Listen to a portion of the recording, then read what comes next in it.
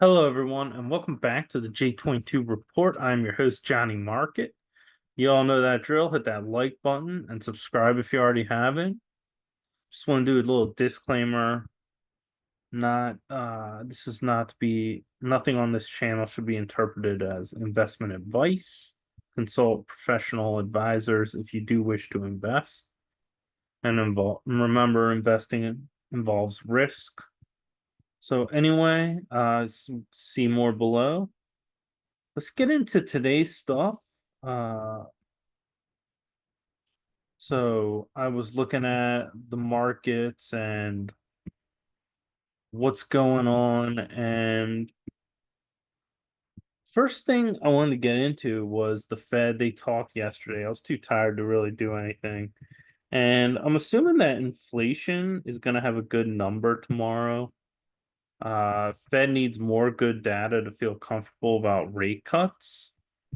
To look at it here, and Federal Reserve indicated central bank is inching closer to feeling comfortable about interest rate cuts, encouraged by evidence of cooler inflation and more good data. And this is why markets going up. Remember, the data will drive it. Inflation, and I personally think he probably got the was probably told that the data will be low. I don't it's not real, but I don't think he would have gone out and did this the day before or 2 days before. This is the ninth. CPI comes out Friday, PPI comes out, or CPI comes out tomorrow, PPI comes out Friday. I don't think he would have done this without like some sort of confirmation. Inflation numbers have shown modest further progress after some hotter readings in the first quarter. And this is why gold's gone up. It's the hotter readings. And it says, and more good data would strengthen our confidence that inflation is moving sustainably towards 2%. So let's see if there's anything more. I don't think he would have done this. Hence Tuesday that the environment for rate cuts is approaching, citing jobs market that is also slowing down and attracting more attention from policymakers. So as we said on the channel, the economic data is getting worse. But and it will continue to get worse.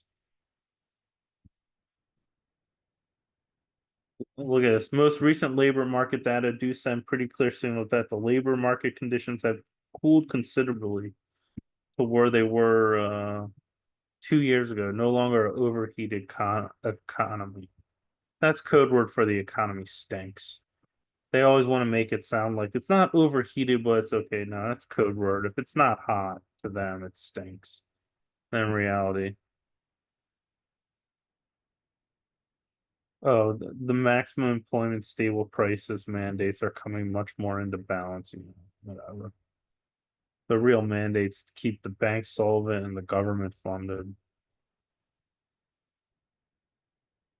So last week, Powell offered optimism about the inflation picture. Yeah, whatever. So yeah, we're gonna see. This should be that they've been told that the number is gonna look ahead of time. It's gonna go. It's gonna look on paper worse. So, and you could see this with the $5 meals and all the discounts. They're gonna count that in the CPI. And I've told you on this channel. If you look at the day they released strategic petroleum reserves. So if you were following this channel, none of this is a surprise to you. And if you haven't followed this channel and this is a surprise to you, then follow this channel because you should have been following it months ago. It isn't expected to show inflation getting worse, but it is expected to drop, either based on core CPI, which excludes volatile food and energy,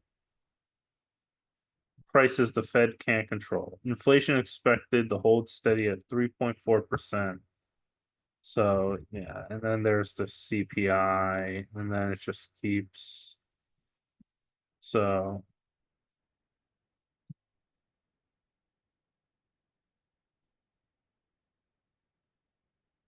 Lowering rates too quickly could be reverse progress on inflation being down, while keeping rates too long could weaken the economy and the job market. So that's this thing, rates too long.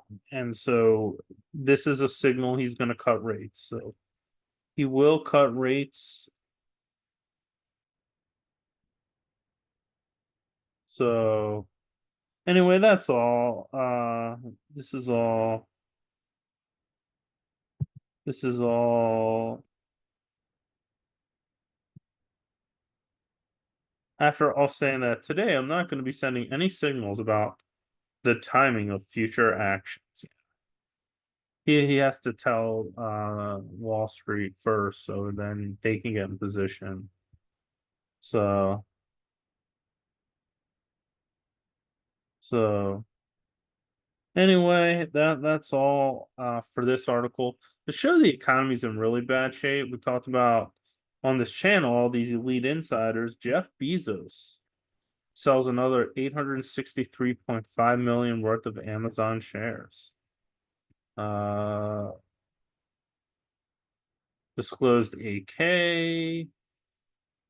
Bezos dot plan let him sell as 50 million shares before 2025. So there you go. Sold another 863.5 million. So this channel covered, sold a lot before this. And to show that the actual economy is doing poorly, this is something most people don't know, but half of Democrats, never mind Republicans, think we are in a recession. There you go. So yeah, it is bipartisan that yeah, so this is 56% of Americans believe the nation is currently in a recession. That 49% believe the stock market's down. Well, it's probably because they're buying like 10 stocks, and since only two or three have risen, they're probably overall stock portfolios now. They probably didn't just buy the indexes. So yeah, 49% of Democrats say we're in a recession, 53% of independents, and 63 Republicans. Now we are in a recession. It's just asset prices are high. So, but technically we're not in a recession. We're not, but the reality is we are. Technically on paper we're not, but the reality is we are on it. If you ask me, we've been on it in a depression since '08. But so anyway, all it says is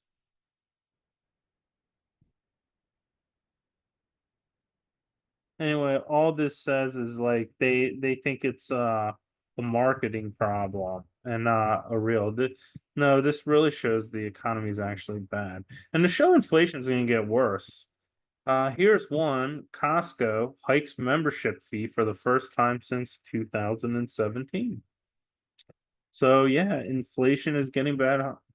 Costco is hiking its annual membership fees in US and Canada and raising the cost of higher tier memberships by $10. First increase since 2017. So anyway, you'll soon have to pay more if you want to shop at Costco. They'll increase its membership fee by $5, an increase to 65, and the higher tier plan will increase to $130 a year from 120. So yeah, this goes to show that these fees, considering that they have Sam's Clubs and BJ's, which I'm no fan of BJ's. Uh yeah, this is a big deal. It shows that even Costco has hard times doing its profit margins. And this is why the data is going to get worse and why the Fed is going to try to reverse back. And then once they do that, the data is even going to get more worse because now the inflation genie is out of the bottle. And if you look at history, what did you have to do to put it back in? Well, you had to jack interest rates and cause a depression or a severe recession like Volcker. You're not willing to do that. The inflationary mindset, once it's put out, and that's why there will be severe deflation coming in the next couple of years.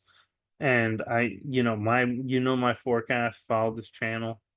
There will be one last run. We're probably in this blow off bull market, and then we'll probably go to like a 17 to 25 year, or maybe 13-year bear market.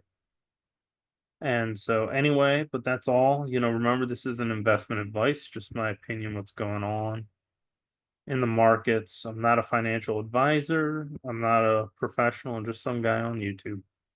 So anyway, hit that like button and subscribe if you haven't. And I will see you next video.